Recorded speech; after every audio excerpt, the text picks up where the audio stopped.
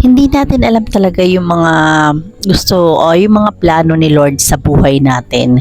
Minsan talaga, mas madalas na mas maganda yung plano ni Lord sa atin kumpara sa plano natin.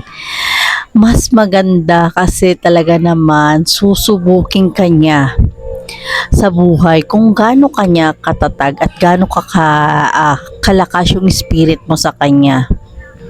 Naalala ko noon ng bata ako, every time na wala kasi akong kakwentuhan wala kaming friend, kumbaga hindi talaga kami nang magkambal, kami lang magkakakwento magkakapatid. At nag-uumpisa na magkaroon na kami ng kaisipan na uso noon ang diary. So since wala akong diary, notebook lang ang sulatan ko. At eto na nga mga auntie ko, hanggang sa nagkakaisip na ako, nagdadalaga na ako. Ang tangi kong naging kaibigan sa totoo lang si Lord. Kumuha ko ng notebook hanggang ikwinikwento ko lahat ng nangyayari sa akin. Parang alam mo yung tipong tao na kausap ko, sinusulat ko lahat ng detalye, lahat na nangyayari sa buhay ko. At bakit ko nagagawa yon? Hindi ko rin alam kung bakit. Lalagpasan ko lahat ng trial ko sa buhay. Naalala ko na nag-uumpisa pa lang ako magtrabaho, hanggang sa makapag-asawa na. Hanggang nakapag-asawa na, lagi kong tinatanong, Lord, bakit? Bakit ganon? Kesa ganito, kwento ko lahat ng pagsubok, lahat ng maghapon ko nangyayari.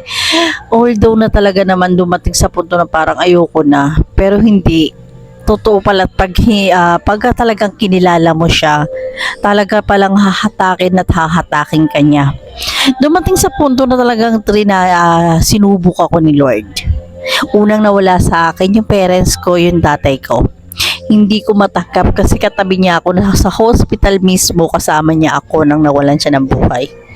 At hindi ko inaasahan sa buhay ko yun na dumating sa punto pati yung kapatid ko, pamangking ko, halos nagsunuran lang sila. Wala pang 40 days na sundan na.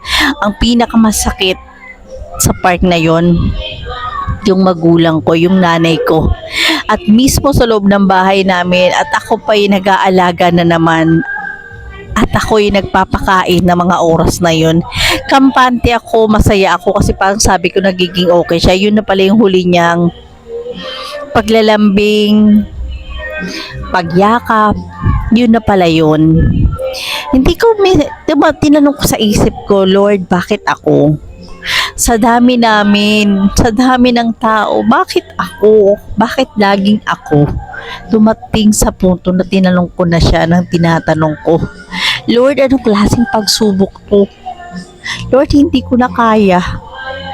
Yun na yung mga katanungan ko, bakit ako, Lord? Anong ginawa ko? May mali ba akong ginagawa?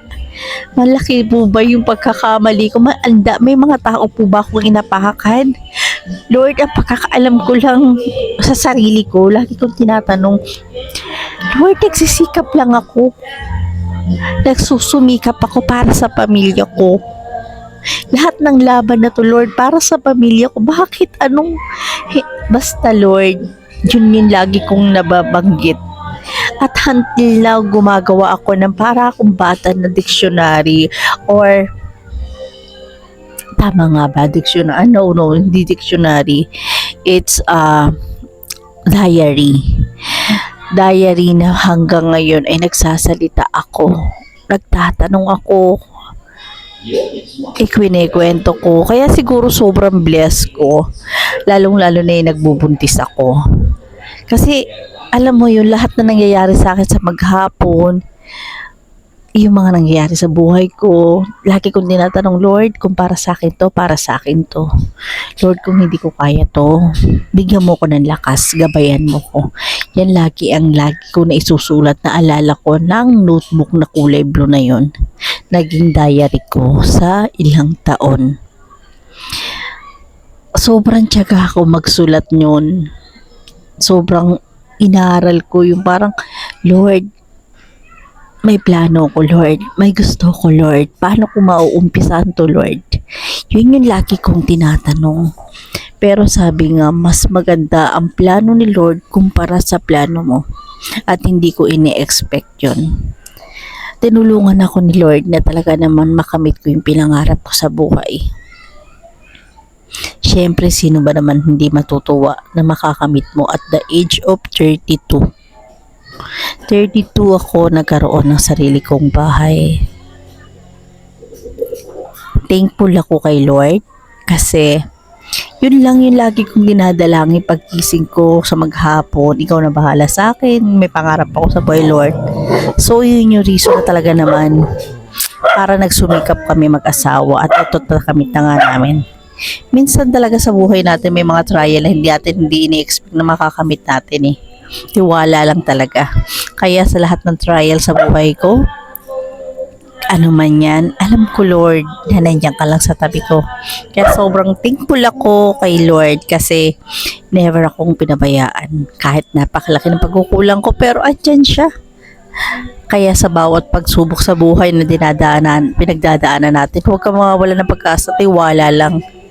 Alam ni Lord lahat na nangyayari sa buhay mo. Kaya wag ka mawawala ng pag-asa at ikaw kung may mga mahal ka sa buhay, mahalin mo lalo. Okay? Thank you for watching guys. So ayun lang for today's video. So ayan lahat ng aking effort at ito ay galing kay Lord. Itong talent na to. Kung wala kay Lord, kung wala to, wala ako. Yun lang. Bye-bye!